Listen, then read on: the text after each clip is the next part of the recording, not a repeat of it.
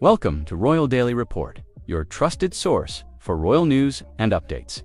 I'm your host, bringing you an explosive breaking story that's sending shockwaves through Buckingham Palace. It began on a quiet evening in Mayfair, a room filled with soft music, expensive cologne, and people who thought they had heard every royal secret possible. But that night, something happened that no one saw coming. Sarah Ferguson, Fergie, leaned in, gave that mischievous smile she was famous for, and said 5 words that froze the entire room. Meghan was Andrew's first client. The glass in someone's hand stopped mid-air. A reporter's pen slipped. For a moment, even the air seemed confused, like it didn't know whether to move or stay still. People weren't sure if they had heard her correctly. Fergie joked often. But this wasn't the kind of sentence you said as a joke.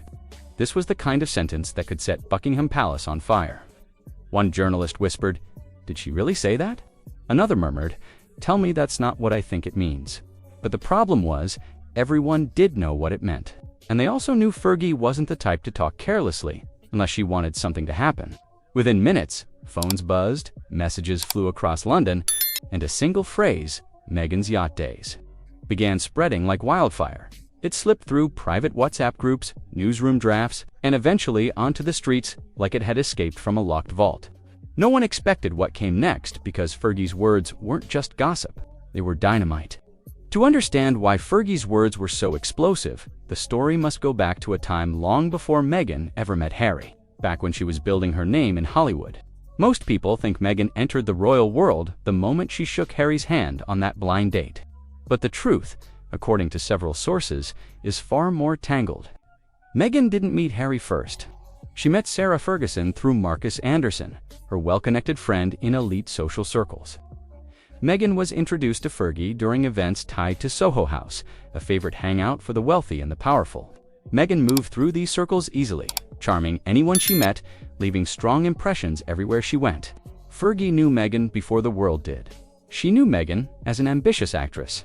She knew her as someone hungry for opportunity, and she knew her as someone who understood how high society worked. Some insiders even suggest Meghan originally hoped to connect with Prince Andrew, who was then still moving in glamorous elite spaces long before his public fall. Whether true or not, the whispers existed. And now, after Fergie's comment, those whispers suddenly grew teeth. Because if Meghan's first entry point into the royal world wasn't Harry, but Fergie and Andrew, then the entire timeline of her rise changes. It becomes a story not of coincidence, but of connections. And this is where the cracks in the royal image begin to deepen. Because the question hanging in the air is simple. What did Fergie know about Meghan before Harry ever came into the picture? Don't forget to subscribe to Royal Daily Report for more exclusive royal revelations. To understand why Fergie's remark landed like a bomb, you have to step into the world Prince Andrew once ruled. Before scandals destroyed his reputation, Andrew lived in a bubble of luxury that most people only see in movies. He loved private islands. He loved expensive vacations. And he especially loved yachts, the kind that weren't just boats, but floating palaces. These weren't simple parties. They were worlds of their own, filled with billionaires, models, celebrities, and powerful men who made deals and whispers. People came to these events because they wanted something: connections, opportunities, or escape. And Andrew always had a front row seat. For years, he was surrounded by people who protected him, flattered him, and opened doors he had no business walking through. His royal title meant he didn't have to try. Everything came to him. But when his friendship with Jeffrey Epstein became public, Andrew's world shattered. Suddenly, the parties, the trips, and the photos didn't look glamorous anymore. They looked dangerous. Every detail became suspicious. Every person connected to those circles became a potential headline. This is why Fergie's words were so explosive. Even the slightest suggestion that Meghan might have crossed paths with Andrew's world, even years before she married Harry, was enough to send royal officials into a panic. Andrew was not someone Meghan could be linked to, even by accident. And Fergie knew that better than anyone. Now, we step into the part of Meghan's past that Fergie's comment pushed back into the spotlight: the yacht days. For years, stories floated around Hollywood about actresses attending luxury yacht gatherings. These parties were known only to the elite. They were exclusive, private, and protected by silence. People went there for many reasons. some for fun, some for money, some for connections. Sources from those circles claimed Meghan's name was whispered occasionally, not loudly, not often, just enough that people remembered it later when she became famous. Sources painted her as a hardcore yacht party person, someone ready for anything, someone who used the gatherings as networking opportunities. Some claims said she earned money through these trips. Others said she was simply present at the right time and place, climbing the ladder in her own way. But here's what makes this chapter truly important. There is no clear proof, no single photo that answers everything, only fragments, sightings, suggestive images, and stories that never fully disappeared. It's that fog of half-truths that gave Fergie's 5 words their power. Because when a rumor already exists in the shadows, it doesn't take much for it to burst into the light. And linking Meghan's rumored yacht circuit days to the world Andrew once lived in, that was more than a hint. It was a spark.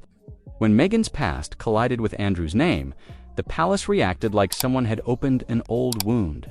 Because for years, there were quiet murmurs, stories that never fully surfaced, but never truly disappeared either, about Meghan moving in circles much closer to Andrew's world than anyone realized.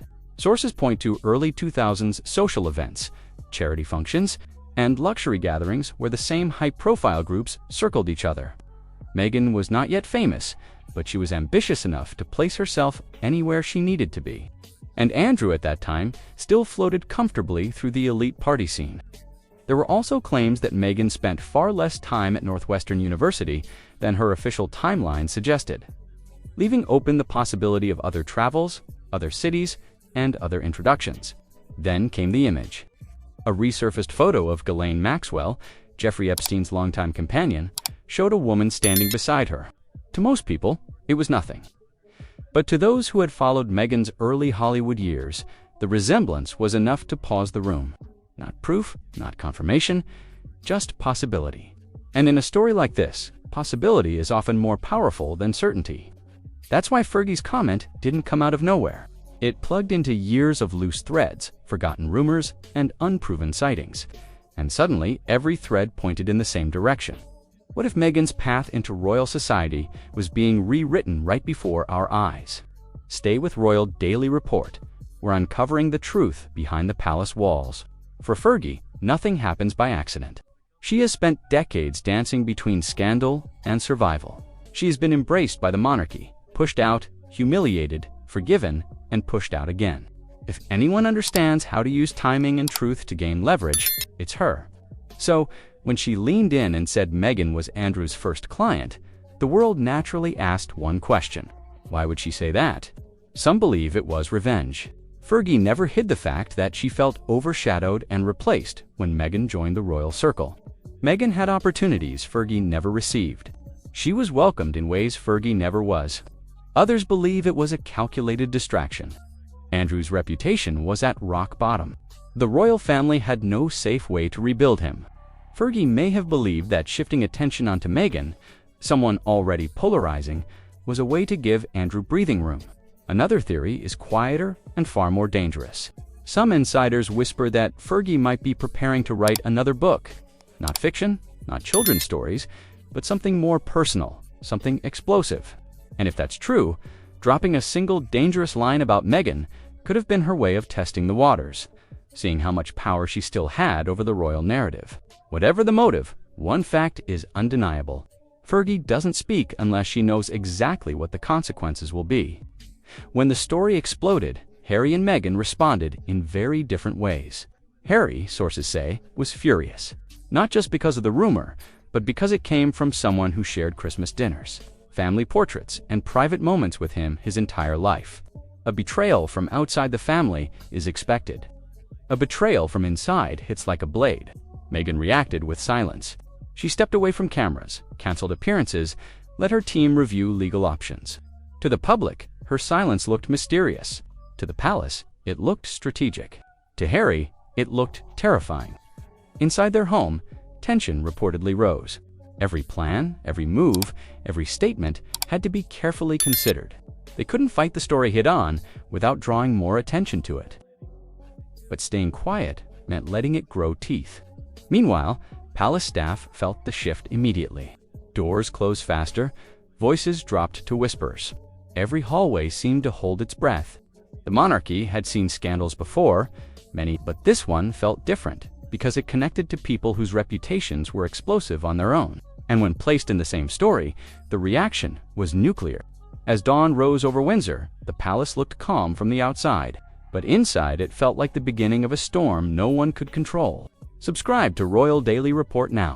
Don't miss a single update on this developing scandal. Fergie's 5 words had torn open cracks the monarchy hoped were buried forever. They brought Andrew's past back into the spotlight. They pushed Meghan's early years under a microscope. And they shook Harry in a way the world had never seen. Behind palace gates, the question wasn't whether the rumor was true. It was something far more dangerous. What else has Fergie been waiting to say? Because if one quiet comment at a Mayfair gathering could trigger this chaos, imagine what a deliberate confession could do. And then there's the final fear, the whisper still circling through royal corridors. What if a photo exists? A single image linking Meghan to Andrew's circles, real or misinterpreted, would ignite a scandal the monarchy might not survive. But for now, there is silence. A heavy, haunting, unfinished silence. Harry watches the headlines. Meghan waits behind guarded doors. And Fergie, well, Fergie has that same knowing smile she wore the night she dropped the bomb, because she understands the truth better than anyone.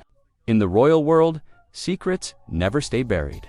They just wait for the right moment to rise. In this moment, this scandal is only the beginning.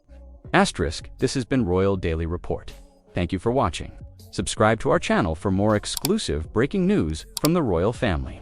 We'll continue following this story as it develops.